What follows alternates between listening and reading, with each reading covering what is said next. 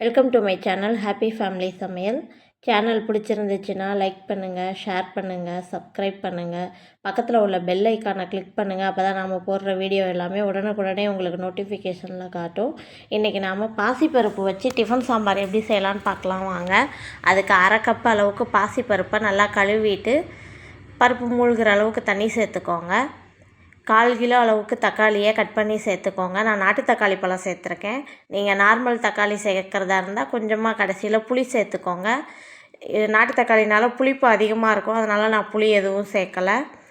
பூண்டு ஒரு 7 பல் அளவுக்கு பூண்டு, அரை ஸ்பூன் மஞ்சத்தூள் சேர்த்து குக்கரை மூடி விசில் போட்டு 3 விசில் விட்டு எடுத்துக்கோங்க.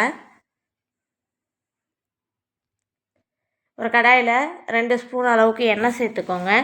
எண்ணெய் நல்லா சூடானோன்னே 1 ஸ்பூன் அளவுக்கு கடுகு உளுந்து சேர்த்துக்கோங்க. கடுகு நல்லா பொரிஞ்சு வந்தோடனே 1 ஸ்பூன் அளவுக்கு ஜீரகம் சேர்த்துக்கோங்க. ஜீரகம் நல்லா பொரிஞ்சோன்னே ஒரு கைப்பிடி அளவுக்கு வெங்காயம் கட் பண்ணி சேர்த்துக்கோங்க. 2 காஞ்ச மிளகாய் சேர்த்துக்கோங்க. 3 பச்சை மிளகாய் கீரி சேர்த்துக்கோங்க. ஒரு கைப்பிடி அளவுக்கு வெங்காயத்தை கட் பண்ணி சேர்த்துக்கோங்க.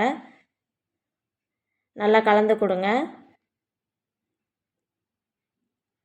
வெங்காயம் ரொம்ப வதங்கணும்னு அவசியம் இல்லை, ஒரு கண்ணாடி பதம் வர வரைக்கும் வதக்கிட்டு கத்திரிக்காய், முருங்கைக்காய், உருளைக்கிழங்கு, கேரட், பீன்ஸ் நமக்கு விருப்பமான காய்கறிகள் எதுவாக இருந்தாலும் சேர்த்துக்கலாம். நான் இன்றைக்கி கத்திரிக்காய் ஒரு 3 கத்திரிக்காய் குட்டி குட்டி பீஸாக கட் பண்ணி சேர்த்துக்கிறேன். சேர்த்துட்டு நல்லா கலந்து கொடுங்க. ஒரு உருளைக்கிழங்கு, பெரிய உருளைக்கிழங்கு, ஒரு உருளைக்கிழங்கு பொடியாக கட் பண்ணி சேர்த்துக்கோங்க. ஒரு கேரட்டு, 5-6 பீன்ஸு கட் பண்ணி சேர்த்துக்கோங்க. சேர்த்துட்டு நல்லா கலந்து கொடுங்க. காயெல்லாம் எண்ணெயிலே வதங்கி வரட்டும். உப்பு தேவையான அளவுக்கு சேர்த்துக்கோங்க. மஞ்சத்தூள் ஒரு அரை ஸ்பூன் அளவுக்கு சேர்த்துக்கோங்க. சாம்பார் பொடி 2 ஸ்பூன் அளவுக்கு சேர்த்துக்கோங்க. சேர்த்துட்டு நல்லா கலந்து கொடுங்க. காய் மூழ்கிற அளவுக்கு தண்ணி சேர்த்துக்கோங்க. தண்ணி நல்லா கொதித்து வந்தோடனே நம்ம வேக வச்சுருக்க பாசிப்பருப்பை அதில் சேர்த்துக்கலாம். பருப்பு சேர்த்துட்டு உங்களுக்கு எந்த அளவுக்கு சாம்பார் திக்னஸ் தேவையோ அந்த அளவுக்கு தண்ணி பார்த்து சேர்த்துக்கோங்க. பாசிப்பருப்பு நல்லா திக்னஸ் கொடுக்கும், அதனால் இந்த ஸ்டேஜ்லேயே கொஞ்சம் தண்ணி அதிகமாக இருக்க மாதிரி சேர்த்துக்கோங்க.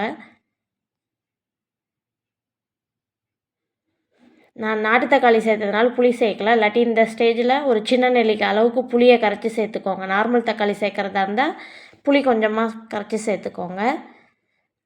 மல்லித்தலை கொஞ்சமாக கட் பண்ணி சேர்த்துக்கோங்க. அவ்வளோதான் ஃப்ரெண்ட்ஸ், நம்மளோட பாசிப்பருப்பு டிஃபன் சாம்பார் ரெடி. சேனல் பிடிச்சிருந்துச்சுன்னா லைக் பண்ணுங்கள், ஷேர் பண்ணுங்கள், சப்ஸ்கிரைப் பண்ணுங்கள். தேங்க்ஸ் ஃபார் வாட்சிங்.